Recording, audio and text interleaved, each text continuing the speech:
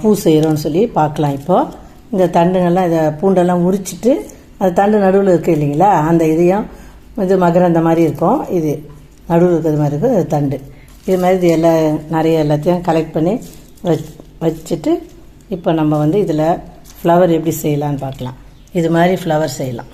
இது மாதிரி கட் பண்ணிவிட்டு இது மாதிரி ஃப்ளவரு கலர் கலராக நம்ம செய்யலாம். இப்போ இந்த தண்டுகளை எடுத்துகிட்டு இந்த ஒரு தண்டை எடுத்து இது மாதிரி கட் பண்ணிடணும். இது மாதிரி நல்லா ஃபுல்லாக இப்படி கட் பண்ணிடணும்.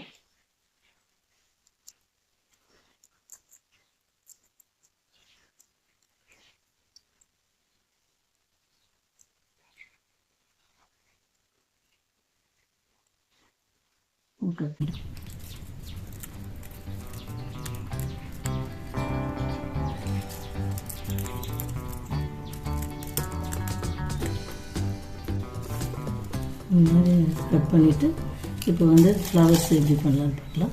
இப்போ இந்த பேப்பர் எடுத்துகிட்டு ஃபோல்ட் பண்ணிவிட்டு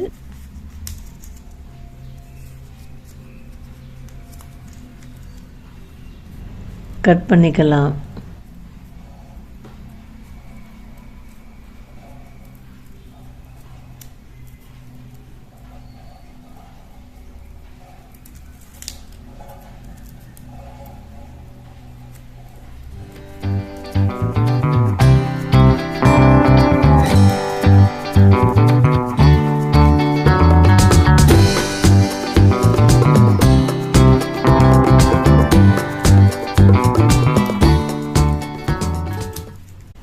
இதை கட் பண்ணிட்டோம் இல்லையா, இப்போ இது ஒன்று ஒன்றா எடுத்து இதில் நம்ம